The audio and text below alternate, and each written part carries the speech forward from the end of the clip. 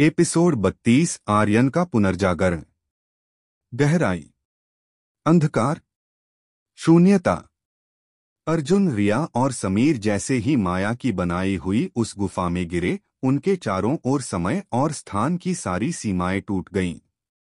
उनकी चेतना भटकने लगी और फिर अचानक सब कुछ थम गया। अर्जुन ने जब अपनी आंखें खोलीं तो उसके सामने एक वीरान मैदान था। हवा स्थिर थी और आसमान में लालिमा फैली थी। यह कौन सी जगह है? उसने फुसफुसाते हुए पूछा। और तभी उसे कुछ महसूस हुआ। हवा में एक जानी पहचानी ऊर्जा। एक तूफान उठा। धूल का गुबार आसमान तक पहुंच गया और उस धूल के बीच से एक योद्धा की आकृति उभरी। लंबे बाल, कांसे की कवच और आंखों में ज्वाला। आर्यन। अर्जुन की सांस रुक गई। हाँ, वह आर्यन था, अवंतिकापुर का वही रहस्यमय योद्धा जिसने वैदेही के साथ मिलकर अश्वत्थ के तांत्रिक अनुष्ठान को रोकने की कोशिश की थी। मगर वो श्रापित युद्ध के बाद लापता हो गया था, समय की धारा में खो गया था।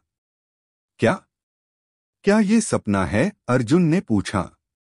आर्यन ने धीमी आवाज में कहा, नहीं अर्जुन, मैं वापस आ गया हूं, क्योंकि समय ने तुम्हें मेरा मार्गदर्शन देने के लिए चुना है।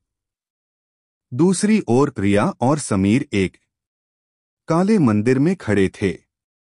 यह मंदिर जमीन के भीतर था और इसकी दीवारें रक्त की तरह लाल थीं। मंदिर के गर्भगृह में एक आकृति बैठी थी, पूरी तरह काले वस्त्रों में, आंखें बंद और हाथों में एक चमकता हुआ शंख। तुम दोनों इस युग के उत्तराधिकारी हो, उस आकृति ने कहा। कौन हो तुम? रिया ने पूछा। मैं हूं कालदूत, समय का दूत। मैं वही हूं जिसने वैदेही और आर्यन को चेताया था, और अब तुम्हें चेतावनी देता हूं, माया केवल भ्रम नहीं है। वह कालचक्र को तोड़ने निकली है। अगर वह सफल हुई तो ना अतीत बचेगा, ना भविष्य। समीर ने घबराकर कहा, तो हमें क्या करना होगा? कालदूत ने उनकी ओर देखा। तुम्हें उसके समय के बीज को नष्ट करना होगा। वह बीज जो माया ने वैदेही के रक्त से सींचा था। लेकिन केवल एक व्यक्ति उसे नष्ट कर सकता है, जो दोनों युगों से जुड़ा हो। रिया ने तुरंत कहा, आर्यन। अर्जुन ने आर्यन को सारी बातें बताईं, कैसे वैदेही की आत्मा अब भी माया की दुनिया में बंधी है, कैसे माया अतीत और वर्तमान दोनों को मिटाना चाहती है, और कैसे अब युद्ध केवल शक्ति का नहीं बल्कि आत्मा की सत्यता का है। आर्यन शांत रहा। फिर उसने अपनी आंखें बंद कीं और कहा, मैं अब सिर्फ योद्धा नहीं रहा।